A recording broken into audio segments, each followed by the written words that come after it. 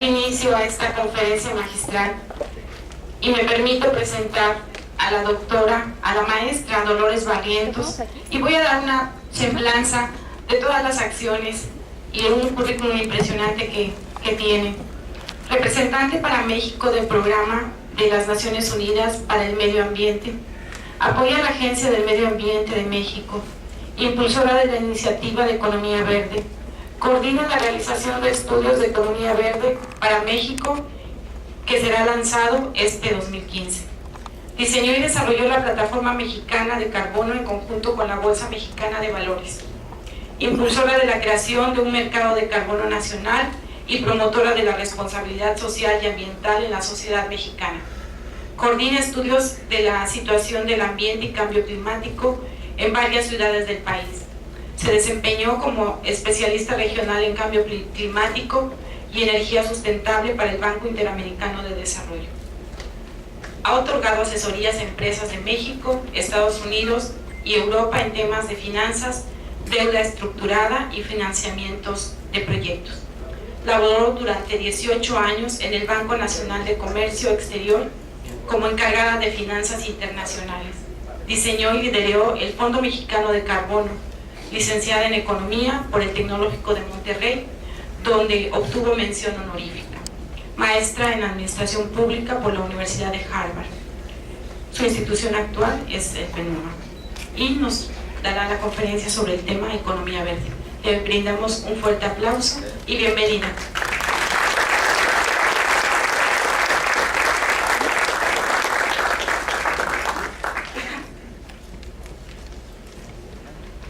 Sí, buenos días. Muchas gracias por acompañarnos en esta presentación y nuevamente agradecemos en lo personal de parte del PENUMA la invitación de la Cámara de Comercio de Mérida y de Yucatán, la Canaco, y también la SEDUMA del Gobierno del Estado de Yucatán. Y bueno, esta presentación, en la primera parte de la presentación la quiero hacer muy visual, porque no tenemos mucho tiempo y está muy larga y queremos como incluir muchos temas dentro de la economía verde. Entonces, en la parte de definición de economía verde, me voy a ir muy rápido. Ustedes van a apreciar algunas mapas, algunas láminas, algunas gráficas, y luego ya vamos a hacer la presentación un poco más despacio en los temas sustanciales que queremos dar más realce, ¿no? Adelante. Bueno, esto lo dice uno de nuestros embajadores de buena voluntad, que es el señor Pavan Sukhdev. Ustedes lo pueden encontrar, por ejemplo, en TED Talks. Él es una persona que trabajó en el PENUMA, que nos ayudó a partir del 2008 a iniciar lo que ahora se llama economía verde, que después pues, fue adoptado por Banco Mundial, por la OECD, y por muchos organismos multilaterales y universidades y escuelas de economía de todo el mundo. Y Pavan dice que la naturaleza está en el corazón de nuestras economías, pero su invisibilidad económica no nos permite reconocer su verdadero valor. Y entonces, si se destruye el capital natural, se está destruyendo el ingreso de las naciones, principalmente el ingreso de los pobres, porque los pobres más pobres del planeta viven donde están nuestros recursos naturales. Entonces, esa es una aseveración muy importante que queremos que ustedes entiendan a lo largo de esta presentación. Adelante. Esta es una evolución de la cobertura forestal del planeta. Arriba, en el mapa de arriba, lo más verde era más o menos cómo el planeta estaba en términos de cobertura forestal. Ustedes pueden ver, por ejemplo, en América, pues la parte más verde es todo lo que era bosque. En la parte de Asia, norte de Asia, toda Europa era bosque. Lo que ahora es China, India, estaba lleno de bosque. Y abajo, esa es una fotografía en el 2005. En el 2005 ustedes pueden ver cómo del origen hacia el 2005 la cobertura forestal pues casi se eliminó en Europa, lógicamente por la urbanización. En Asia ustedes ven cómo lo que ahora es India y China pues está totalmente deforestado. En África, toda la parte central de África, pues solamente queda un pedazo de cobertura forestal, que es lo que ahora es el Congo. En Sudamérica no se ve mucho cambio, y en Norteamérica un poco, en el lado del sureste de Norteamérica. En México, si ustedes ven, casi no se ve cambio, ¿no? Pero eso es una foto muy macro, ¿no? Adelante. Pero en los últimos 20 años, realmente la tasa de pérdida de los bosques, la más alta, se presenta en los dos pulmones del mundo. Uno es la Amazonia, en Brasil, bueno, en Sudamérica, y el otro es en el Congo belga, ¿no? Entonces, aún y cuando históricamente la cobertura forestal se perdió en otras zonas, en los últimos 20 años se está perdiendo en Brasil y en Congo, que son nuestros pulmones. Adelante. En términos de pesquerías, ustedes ven cómo las pesquerías están sobreexplotadas. Esta gráfica nos dice que actualmente el 80% de las pesquerías están sobreexplotadas, ¿no? Si ustedes ven la parte azul, la de abajo es la zona que eventualmente no está explotada, pues ya realmente es cero. Hay una que está totalmente explotada y la naranja está sobreexplotada, y la roja es que ya eventualmente no existe, ¿no? Si se van a la siguiente, esa es la perspectiva. Adelante.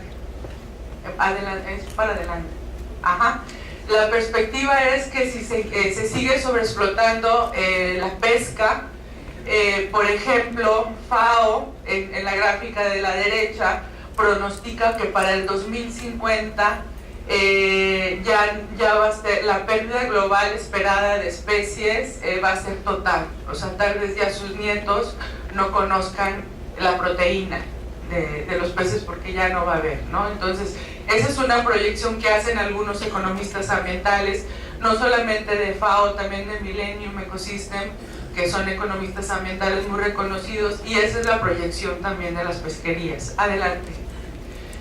En términos de cambio climático, si eventualmente la temperatura global se incrementa al 2% hacia finales de este siglo, si no hacemos nada y si seguimos emitiendo los gases que provocan el calentamiento global, entonces ustedes pueden ver arriba cómo los efectos del cambio climático en fenómenos climáticos y su intensidad se ve arriba como rayitas. Son las rayitas celestes y naranjas. Ven México al lado derecho, que son básicamente pues los fenómenos que recibimos cada año, ¿no?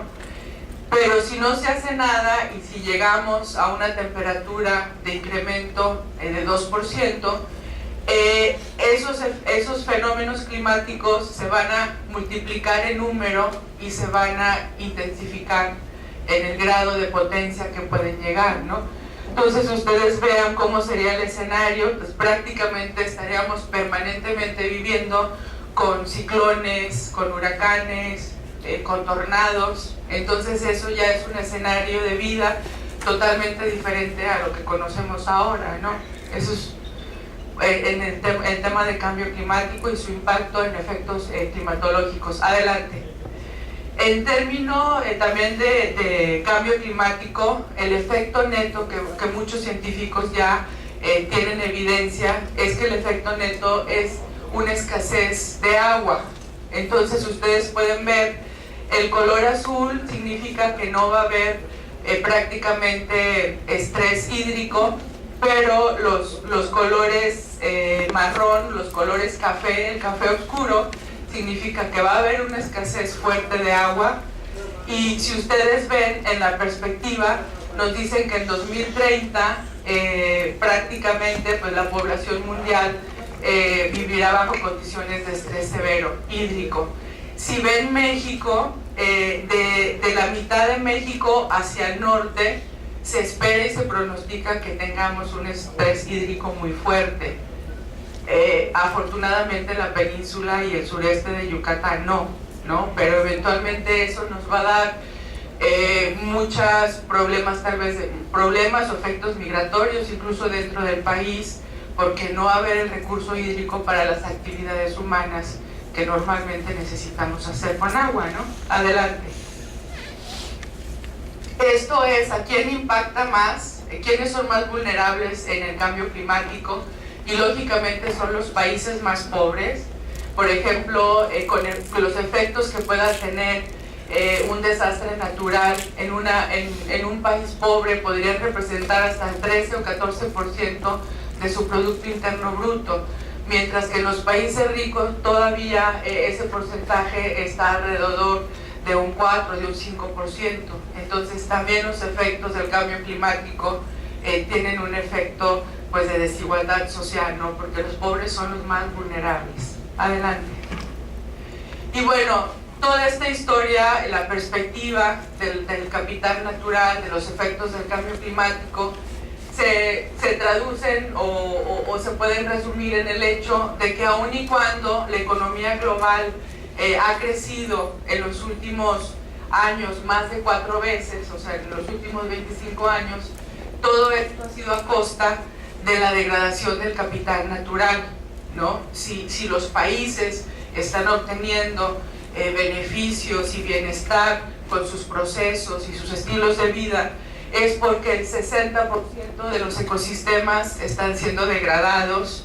Y bueno, de ahí la contabilidad, por ejemplo, las pesquerías, como comentábamos, el 80% está sobreexplotada, en los humedales también el 50% se han perdido, el 35% de los manglares, el 40% de los bosques. Pero la señal más fuerte que nos da el análisis es que nosotros como seres humanos somos 40% más voraces en la degradación ambiental. O sea, en los últimos 20 años, por nuestro estilo de vida, somos 40% más rapaces en estar tomando la naturaleza como un beneficio para nuestra vida, ¿no? Adelante. Y bueno, esto se traduce en que el planeta tiene límites, ¿sí? Entonces, bueno, algunos científicos han diseñado este globo en donde nos enseñan cómo, por ejemplo, la pérdida de la biodiversidad ya ha sobrepasado los límites planetarios, como por ejemplo el ciclo del nitrógeno, que ven a la derecha, también ya sobrepasó los límites planetarios, y cómo el cambio climático, si no se da un acuerdo global en donde se pare la tendencia de las emisiones, pues va directo también a sobrepasar los límites planetarios. Adelante. Y bueno, ¿y quién se queda con esa explotación de los recursos naturales, ¿no? Porque eventualmente alguien gana y alguien pierde de todo esto. Y bueno, en esta copa es muy evidente, ¿no? El ingreso a nivel mundial, el 20% de la población más rica se queda con el 82% del ingreso, de la riqueza, mientras que el 20% más pobre solamente tiene un beneficio de 1.4 de ese ingreso, ¿no? Entonces, aun y cuando nos estamos acabando el planeta, pues muchos se quedan con mucho de ese beneficio, ¿no? Adelante. Y bueno, la economía verde, básicamente, después de este análisis, es un poco, lo voy a explicar como alguna vez Pavan Sukhdev me lo explicó a mí, cuando empezábamos a ver el proyecto de economía verde para México, y decía, básicamente es a la inversa, ¿no? ¿Quién no quiere tener un país sin crecimiento económico? Nadie. ¿Quién no quiere tener un país en donde se destruya o en donde se preserva el capital natural? Pues todo el mundo queremos preservar nuestro capital natural. ¿Y quién no quiere o quién no quisiera combatir la pobreza? ¿O quién no quisiera combatir la desigualdad social? Eso es lo que es economía verde, ¿no? Una economía que crezca, una economía que con ese crecimiento combata la pobreza, combata la desigualdad social, pero que al mismo tiempo cuide el capital natural, que es el motor de las economías. Y mientras más pobres las economías, más dependen de su capital natural para vivir, y para crecer y para tener su sustento, ¿no? Adelante. Y bueno, básicamente a nivel global tenemos un estudio que lo pueden encontrar en nuestra página. Este estudio de economía verde se publicó en 2011 y analiza 10 sectores en donde eventualmente los países pueden hacer acciones para enverdecer y para cambiar el patrón o la inercia de crecer a base de acabarnos la riqueza del capital natural. Y analizamos la agricultura, la pesca, el agua, la silvicultura, la energía, la industria, los residuos, la edificación sustentable, el transporte sustentable, el turismo y las ciudades. Veo que aquí hay muchos estudiantes, es un estudio muy bueno, es muy grande, pero ustedes pueden encontrar cada sector por capítulo y es muy interesante analizar el capítulo que a ustedes les interesaría estudiar más, ¿no? Les lo recomiendo mucho que lo analicen. Adelante. Y bueno, en este estudio que es global, lo que se hizo es más o menos una simulación económica y decir, bueno, ¿qué pasaría si se invirtiera el 2% del Producto Interno Bruto global en estos sectores, ¿no? Que se direccionaran más inversiones a estos sectores más verdes de los que no son verdes, por ejemplo, de recursos que están provocando subsidios, por ejemplo, subsidios al agua o subsidios a los hidrocarburos, que tienen efectos perversos en la naturaleza, tomar ese recurso e invertirlos en sectores más verdes. Entonces, lo que pasa, al menos en la simulación o en el estudio que hicimos a nivel global, es que si se direccionan más recursos a esos sectores verdes, la economía crecería más de lo que hubiera crecido si no se hiciera eso, se generarían más empleos y se combatiría la pobreza. Entonces, la hipótesis del estudio se cumple, hay más crecimiento, hay más empleo y hay un combate a la pobreza. Adelante. En términos de empleos por sectores, en agricultura se vio un incremento en ese análisis global del 40%, en bosque se vio un incremento del 20%, en transportes del 10% y en energía del 20%. Adelante. Y bueno, esto es básicamente para enseñarles, que también es un análisis que hace el estudio global, lo que se llama el PIB de los pobres. Cómo o de qué manera una comunidad que está en una situación de pobreza depende altamente de los recursos naturales, ¿no? Entonces se hizo un análisis en Brasil y en Indonesia y en la India. Ustedes pueden ver cómo los servicios de los ecosistemas en Brasil representan alrededor del 90% del ingreso de los pobres, y eventualmente en Indonesia el 75% y en la India el 47%. No hemos hecho un análisis puntual en México, pero nosotros estamos seguros que está más o menos en ese rango, ¿no? Entre un 90 y un 75%, dependiendo a dónde vayamos a hacer ese análisis. A lo mejor si vamos a la reserva PUC y analizamos cómo se constituye el ingreso de la población de la reserva PUC aquí en Yucatán, pues podemos ver que gran parte depende su medio de vida depende de los recursos que ellos tienen y a lo mejor un pequeño porcentaje de alguna ayuda social que les llega, ¿no? Entonces ese lo que nosotros llamamos el ingreso de los pobres. Adelante. Y bueno, en México, ¿qué pasa? El otro era un escenario global. Pues en México eventualmente seguimos teniendo un poco más de la mitad de la población en una situación de pobreza, y hay una correlación muy fuerte entre las regiones en donde se ubica la pobreza y la cobertura forestal que todavía tiene el país, lo que nos indica que lógicamente la gente en situación de pobreza vive donde está el capital natural, en las pesquerías, en los bosques, en las selvas, en la montaña. Adelante.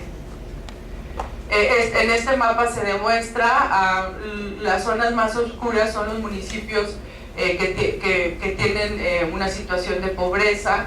Del lado derecho se identifican, por ejemplo, se localizan los grupos indígenas en México y hay una correlación muy fuerte. Adelante. Y eventualmente también en cuanto a riesgo en deforestación, esas dos zonas en donde viven nuestros indígenas contra donde está el capital natural y pobreza, estar en la misma área geográfica. Adelante. Esto es muy rápido, es simplemente en los estudios que tenemos de México, del estudio de economía verde. Nosotros pensaríamos que como somos un país muy urbanizado, igual que América Latina, más o menos estamos llegando a 80% de la población en ciudades, 20% en zonas rurales. Entonces pensaríamos que el gran porcentaje de la población en situación de pobreza estaría en ciudades, porque la concentración es muy alta en ciudades. Y el estudio que hicimos en el estudio de México nos dice que no, que eventualmente en las zonas urbanas donde hay la mayor parte de la población existe una pobreza moderada, pero no existe la pobreza extrema. La pobreza extrema está en las zonas rurales donde está el capital natural. Adelante. Y bueno, esta es una historia muy rápida. Las tasas de pobreza prácticamente no han cambiado en las últimas 2 décadas en México. O sea, yo creo que ahí pues hay una necesidad de revalorar las políticas que buscan combatir la pobreza. Adelante. También la desigualdad prácticamente es de las más altas del mundo y prácticamente no ha habido una mejora en la desigualdad social en los últimos 25 años en México. Adelante. El crecimiento económico es un crecimiento económico que va a la baja. La tasa de crecimiento del PIB y del PIB per cápita de México han decrecido en los últimos 25 años. Adelante. El costo de la degradación ambiental, más o menos desde que se empezó a medir, bueno, esto traemos datos desde 2006, está alrededor de un 7% del Producto Interno Bruto. O sea, si nosotros en promedio como país hemos crecido los últimos 20 años en promedio 2%, pero en promedio el costo de la degradación ambiental es 7% del PIB, significa que estamos haciendo las cosas muy mal, ¿no? Porque nos estamos acabando más nuestra riqueza a costa de un crecimiento muy pobre. Adelante. Y bueno, aquí se ve el crecimiento contra esa tasa de degradación que ya les comenté. Adelante. Y bueno, en México estamos haciendo este estudio desde hace 2 años con la Semarnat, con los economistas ambientales del INEC. Tuvimos el apoyo también de ONUDI, de la OIT, del Banco Interamericano, del TEC de Monterrey y de Conservación Internacional. Pavan Sukhdev fue nuestro revisor del estudio. Adelante. Este estudio lo vamos a lanzar próximamente en este año, tal vez septiembre, octubre, y nos gustaría mucho traer los economistas y eventualmente hacer una presentación en Yucatán, en Mérida, ya con datos más específicos, porque se analizaron varios sectores de la economía de México y también se cumplió la hipótesis de que si invertimos más en sectores más limpios, la economía mexicana podría tener un crecimiento al menos de 1% más arriba de lo que tiene si no hubiera hecho nada, ¿no? Esto es básicamente enseñarles algunos sectores que yo creo que son de gran interés y oportunidad y estratégicos para Yucatán por sus características. El primero es el de energías renovables. Adelante. Esta es la demanda de energía primaria que se espera. Básicamente se proyecta, la Agencia Internacional de Energía proyecta una tasa de crecimiento de 1.4 anual hasta el 2035. Si ustedes ven por regiones, bueno, América Latina se proyecta en 1.8, pero otros países como China 2.7, India 2.6. Básicamente, pues necesitamos energía para seguir teniendo las actividades que pues, nos hacen vivir y crecer y producir, ¿no? Adelante. Este es el porcentaje de energía en términos de fuentes renovables. Más o menos al 2013, el 19% del consumo final de energía a nivel mundial se hizo con fuentes renovables. Adelante. Esta es la capacidad instalada de energías renovables. Ustedes pueden ver, por ejemplo, el color azul es energía eólica, la amarilla es la solar, la roja es bioenergía, ¿sí?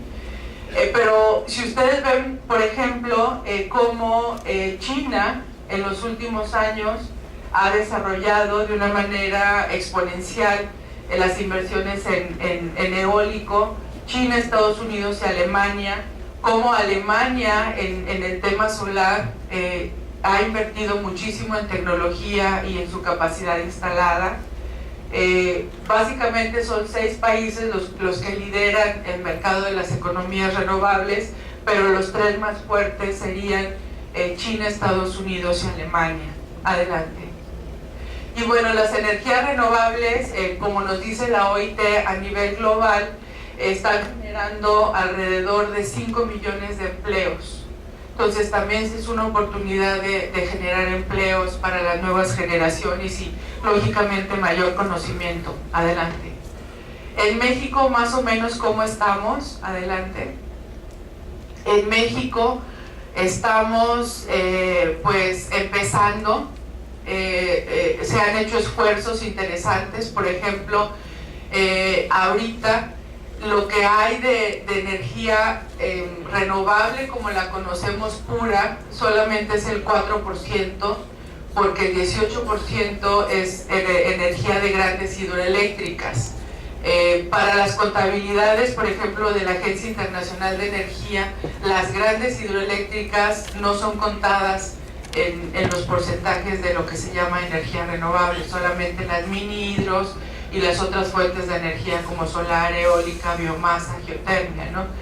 Entonces, en términos muy puros, México realmente tiene alrededor de entre 4 o 5% de generación de energía renovable, aunque las estadísticas siempre las juntan con las grandes hidroeléctricas y ahorita puede estar como en 20%, ¿no?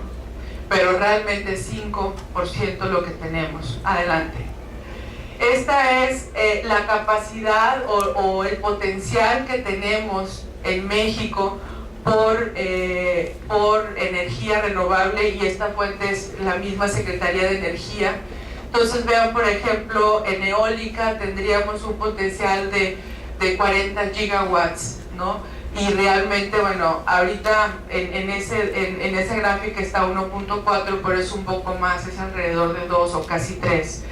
En geotermia, pues sí, tendríamos capacidad de 40 gigawatts y estamos en menos de 1. En biomasa la capacidad es 83 gigawatts y también estamos muy abajo. Y en eólica, bueno, ya lo comenté. Entonces, si ustedes ven la riqueza que tiene el país en fuentes de energía renovable respecto al aprovechamiento que le estamos dando, pues es prácticamente nula, ¿no? Entonces, es un área estratégica muy importante para el país. Adelante. Esto es la evolución que ha tenido la capacidad instalada de las energías renovables en algunos países de referencia, los líderes. Por ejemplo, ustedes ven China, como China creció muchísimo del 2008 al 2012, sus inversiones en básicamente eólica y solar. Estados Unidos se había quedado un poco atrás, pero en los últimos 8 años el gobierno empezó a impulsar muchísimo estas energías porque se dio cuenta que estaba muy rezagado respecto a los líderes que eran Alemania y China. Entonces el gobierno empezó a promover muchísimo la instalación de renovables. Alemania, ustedes ven cómo siempre va a la vanguardia, y en un principio empezó con eólica y ahora es el que ahorita tiene mayor inversión en la tecnología solar, que es la que viene en 2 o 3 años a hacer la energía que va a llegar a ser comercial, ¿no? por los precios ya más bajos.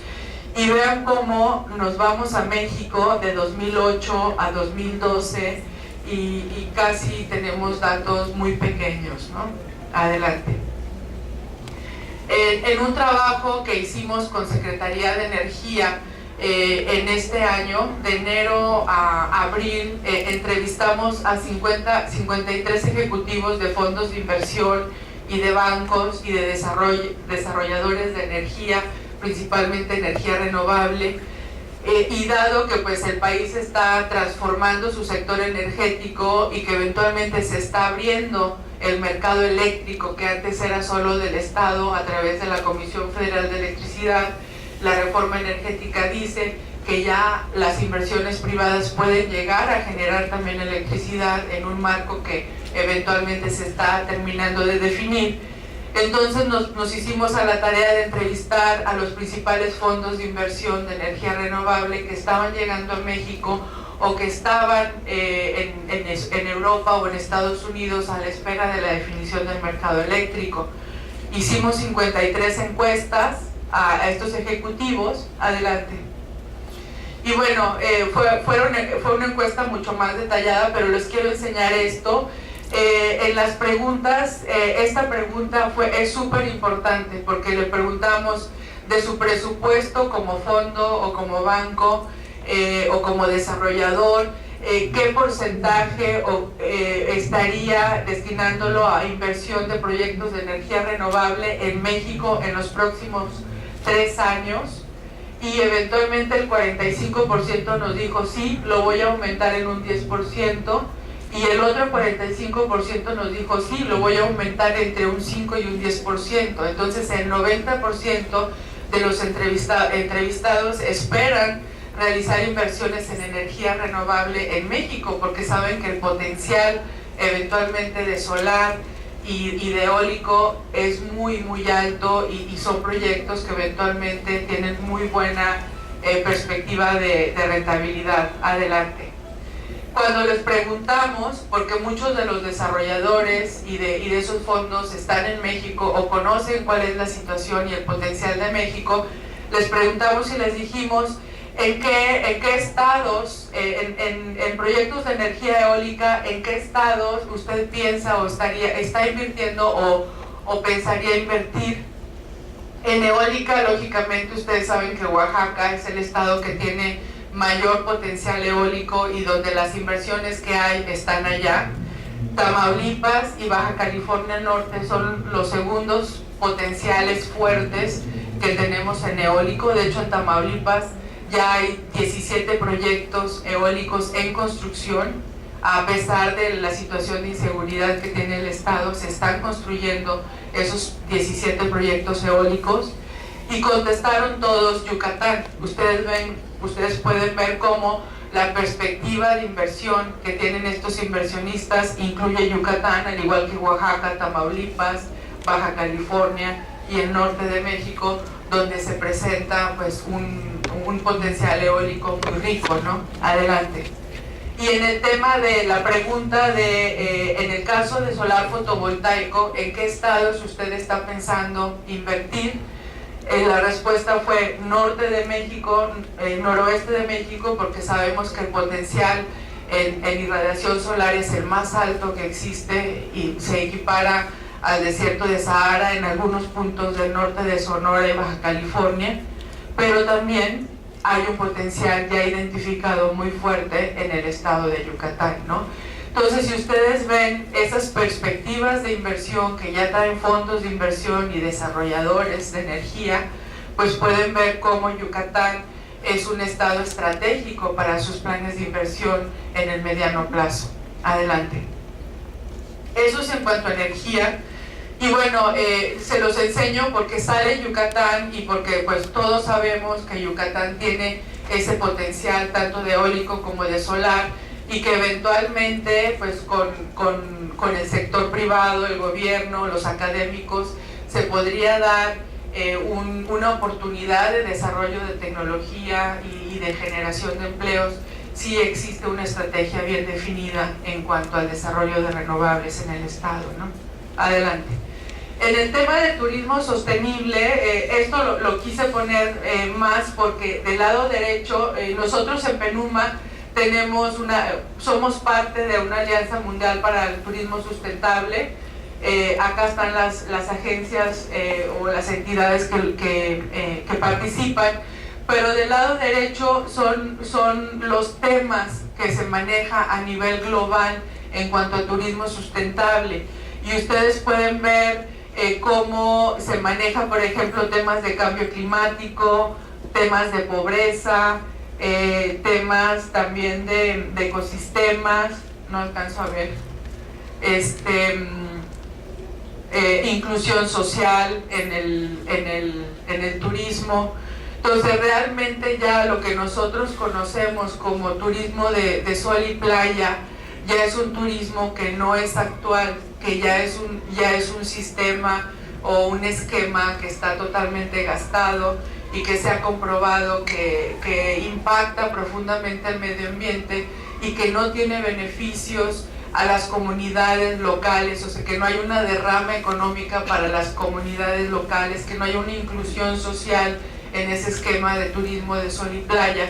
Entonces, y México no es el único caso, bueno, muchos países tienen ese problema y por eso a nivel global se está promoviendo el cambio del esquema de cómo podríamos tener un turismo que guarde o que preserve el capital natural, pero que también sea socialmente incluyente y que pueda ser una vía para mejorar la condición económica de los grupos en donde están los sitios arqueológicos o los sitios naturales. Adelante. Y bueno, esto es básicamente del estudio de economía verde global, es simplemente un resumen de cómo se analiza el turismo verde a nivel global. Representa el 5% del PIB, genera el 7% de empleo, es el cuarto sector en exportaciones globales, representa el 30% de las exportaciones de servicios, su valor más o menos anda en un poquito más de $1 trillón al año. Por ejemplo, el dato, en 2010 hubo 4.000 millones de llegadas, de las cuales casi 1.000 millones fueron de turistas internacionales. Esto es a nivel global, ¿no? Se ubica en uno de los 5 ingresos por exportación en más de 150 países y es el principal ingreso de exportación en 60 países del mundo y es el principal fuente de divisas en una tercera parte de los países en desarrollo, ¿no? Entonces, la importancia del turismo y que sea un turismo verde es fundamental para poder transformar las economías, como podría ser la economía de la península, ¿no? Adelante. Y bueno, ¿cuáles son los retos del desarrollo del turismo? Es que contribuye a un 5% de las emisiones de gases de efecto invernadero, las descargas de aguas residuales y desechos sólidos, el uso excesivo del agua, porque los turistas generalmente usan mucho más agua que lo que usarían cuando estuvieran en sus casas, y el impacto a la biodiversidad terrestre y marina, ¿no? Y las oportunidades es el potencial para crear empleos. Un puesto, por ejemplo, en la industria del turismo genera 1.5 empleos de forma indirecta, y apoyar la economía local reduciendo la pobreza y promoviendo cadenas de valor, que eso es lo que necesitamos eventualmente tomar como estrategia en un estado como Yucatán con tantas riquezas naturales y arqueológicas, pero también con la necesidad de incluir a los grupos más vulnerables en esa cadena de valor del turismo. Adelante. Y bueno, básicamente inversiones importante, por ejemplo, más de una tercera parte de los turistas favorece al ecoturismo y están dispuestos a pagar hasta el 40% más por sus servicios. Y yo creo que ustedes eso lo pueden ver, ustedes pueden comparar un turista que viene a Cancún o a la Riviera Maya en un all inclusive, es un turista que trae un presupuesto muy limitado y que solamente se confina a las instalaciones de ese all inclusive y a los servicios que le dan. Si ustedes analizan, por ejemplo, un turista que puede ir a ver a las ballenas en Baja California, es un turista que está dispuesto a pagar $200 o $300 para ir a ver a las ballenas, o un turista, por ejemplo, en Nayarit, que hay esquemas de ecoturismo muy establecidos para ver aves en las mañanas, etcétera. Ese turista te puede pagar $100 por ir a ver las aves a las 5 de la mañana, ¿no? Entonces es una situación de estrategia de cómo y qué queremos y qué tipo de turistas queremos tener en una gran estrategia de la península y del estado. Adelante. Y bueno, básicamente cómo podemos enverdecer lo que ya existe de turismo convencional, pues reduciendo sus impactos en el manejo de los recursos naturales, tratar de incrementar las derramas económicas, tratar de que se incluyan las poblaciones más vulnerables, o sea, ¿por qué no tal vez ya los hoteles que ya son, pues, como están en la ribera de Quintana Roo, podrían a lo mejor hacer alianzas sociales y decir, bueno, los alimentos o estas materias que necesito para este hotel lo voy a comprar de las comunidades mayas, no lo voy a comprar del proveedor tradicional. Ese tipo de cadenas de valor social se tienen que empezar a promover también entre las cadenas de lo que ya conocemos como all inclusive o sol y playa, ¿no? Más además tratar de promover un ecoturismo que es más rentable y que es socialmente más incluyente. Adelante. Y bueno, esto es el tema del ecoturismo, tiene un beneficio en la economía, en el medio ambiente, se desarrolla en zonas rurales, en áreas naturales protegidas. El ecoturismo no necesita las grandes inversiones, no necesita las grandes carreteras, las grandes plantas de tratamiento de aguas, las superalbercas, no se necesita esa infraestructura. Entonces es un turismo que no necesita grandes inversiones, que gran parte de esas inversiones podría venir del impuesto de todos nosotros, ¿no? En las carreteras, en la infraestructura que requieren los complejos turísticos. Adelante. Esto es un estudio que nos hizo el INCO, el Instituto Mexicano de Competitividad, hace un par de años para el sector turístico. Son algunos datos muy generales. Básicamente, el sector, o sea, el ecoturismo, es el que tiene un crecimiento más rápido de la industria turística, con tasas de crecimiento que están alrededor de entre el 10 y el 30%. Mercado objetivo para México, el más importante es Estados Unidos. En Estados Unidos existen alrededor de 55 millones de turistas, o sea, eso es lo que maneja Estados Unidos como demanda turística, y solo el 17% de este turismo ve a México como un destino de naturaleza y de ecoturismo, ¿sí? Pero casi la mitad reconoce que México tiene pues capital natural y tiene bellezas naturales. Bueno, no se puede ver aquí, pero es dónde está el turismo, o sea, de qué origen es el turismo y el ecoturismo en México, y el 71% viene de Estados Unidos. No veo los otros colores, pero es Estados Unidos el mercado meta que tendríamos que tener en ecoturismo. Adelante. Este es un perfil del ecoturista, el ecoturista mexicano y el ecoturista internacional. En el nacional 58% hombres, en el internacional 50%, más o menos en edades. El nacional 40% es joven, de 25 a 34 años, mientras que el internacional el 31% está entre 35 y casi 50 años. Todos son profesionistas, en México el 38%, en el internacional 43%, 70% cuenta con estudios, el internacional 80%, estudios universitarios, perdón.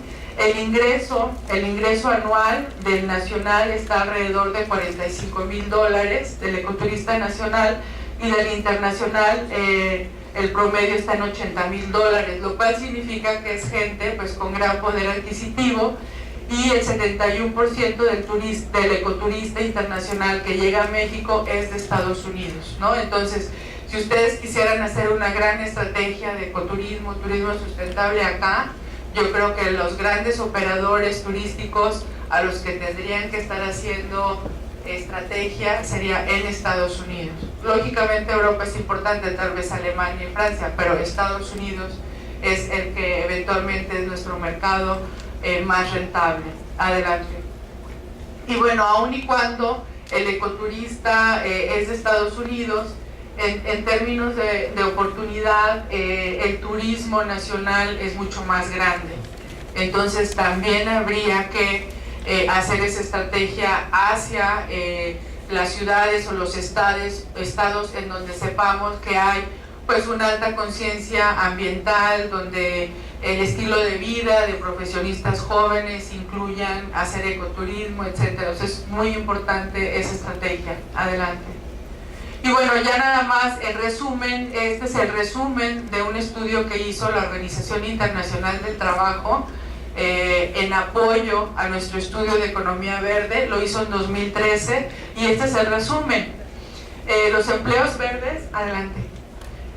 Básicamente la definición de empleos verdes que tiene la OIT es pues un puesto que produce, o sea, es donde se hace un producto, un servicio relacionado al medio ambiente, con énfasis en eficiencia, control de contaminación y conservación, que ayuda a hacer más sostenible cualquier proceso dentro de la industria, y que sea un empleo decente. Y la decencia del empleo es súper importante. Por ejemplo, ser pepenador, porque se está haciendo reciclaje, pues podría ser un empleo verde, pero no es un empleo decente, porque prácticamente están en situación de explotación sin ninguna prestación laboral, ¿no? Entonces, en términos estrictos, no todos los empleos verdes podrían ser decentes, ¿no? Entonces no califican como empleos verdes.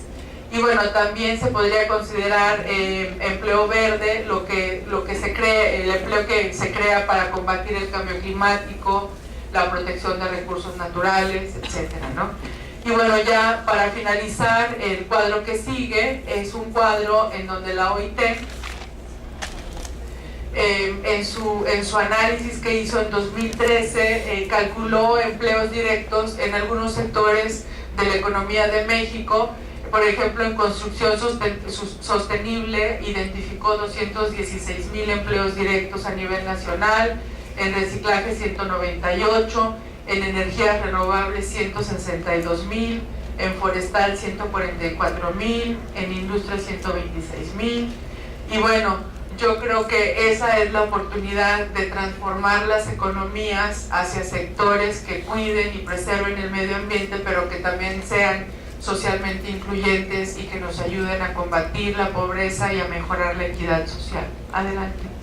Y bueno, eso ya es un tema más específico, pero bueno, yo creo que los invito a todos ustedes a repensar y a revalorar la sociedad que ustedes quisieran tener, ¿no? O sea, no solamente es responsabilidad de los gobiernos, también es responsabilidad de la sociedad civil, de las empresas, de la academia, definir realmente, como les decía ayer, si Mérida es un paraíso para vivir, y mucha gente lo está viendo así, y mucha gente se está mudando a Mérida desde hace algunas décadas, que pues aquí hay mucha gente que es yucateco pero adoptado, pero que cada vez más se está viniendo gente a vivir porque ven todos los beneficios. Entonces no quisiéramos que ese crecimiento demográfico sea desordenado y que eventualmente acabe con las riquezas naturales y el bienestar que ofrece esta ciudad, que todavía es limpia, ¿no?, en comparación a todas las demás. Y bueno, pensar siempre en los jóvenes, porque yo creo que la economía se tiene que pensar para generar empleos para las generaciones nuevas. Si una economía no genera empleos para los jóvenes, es una economía que no está funcionando, ¿no? Y bueno, no sé si tengan alguna pregunta. Gracias.